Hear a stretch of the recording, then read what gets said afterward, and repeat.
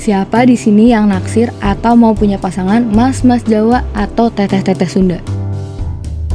Aduh, tapi sedih gak sih? Katanya, Jawa sama Sunda itu gak boleh nikah. Katanya nanti pernikahannya gak bahagia dan bahkan bisa sampai ada kekerasan. Aduh, ngeri banget gak sih? Tapi tunggu dulu. Jangan sedih. Pasti kalian pernah dengar kan kalau orang Jawa dan orang Sunda itu nggak boleh menikah.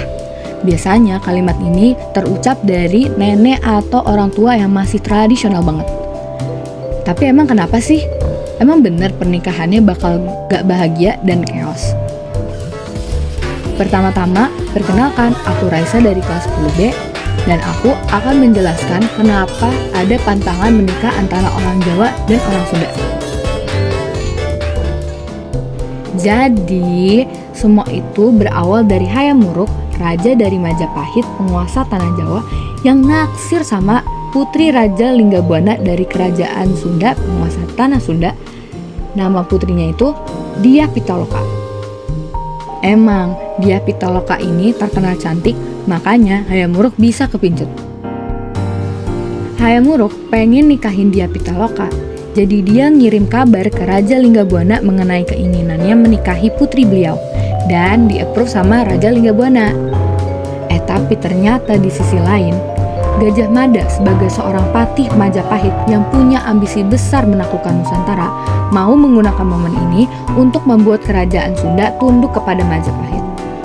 Ya jelas dong, Hayam Wuruk gak mau, soalnya dia emang betulan cinta sama Dyah Pitaloka dan gak mau kalau pernikahan ini jadi simbol kekuasaan Majapahit. Kesel lah ya Gajah Mada karena keinginannya ditolak oleh Hayam Wuruk.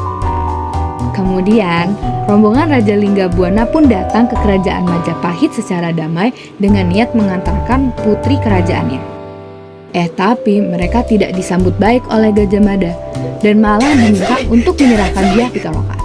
Jelas, Raja Linggabuana menolak keras. Gajah Mada yang kesal akhirnya melakukan penyerangan terhadap rombongan kerajaan Sunda yang tinggal dan beristirahat di Majapahit. Pecahlah perang antara Majapahit dan kerajaan Sunda.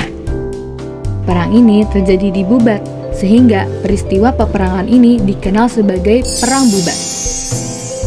Dikarenakan jumlah pasukan yang tidak sebanding, kerajaan Sunda pun mengalami kekalahan bersamaan dengan matinya Raja Linggabuana. Tidak kuasa melihat kehancuran kerajaannya serta kematian sang ayah, putri Dyah Pitaloka memilih untuk mati bunuh diri. Kabar soal perang ini pun nyampe ke kuping Hayam Wuruk. Rasa kecewa Hayam Wuruk tak dapat dibendungnya. Hayam Wuruk kehilangan kepercayaannya terhadap Gajah Mada, sehingga Gajah Mada pun dipecat dari jabatannya sebagai patih. Sejak saat itu, hubungan Majapahit sebagai penguasa tanah Jawa dan kerajaan Sunda sebagai penguasa tanah Sunda menjadi renggang.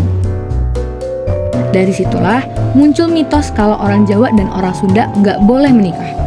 Mitos ini muncul sebagai interpretasi dari peristiwa Perang Bubat ini. Nah, karena kalian udah tahu asal-usul mitos ini, buat kalian yang masih mau ngejar keinginan buat punya pasangan mas-mas Jawa atau teteh-teteh Sunda, dah gasin aja.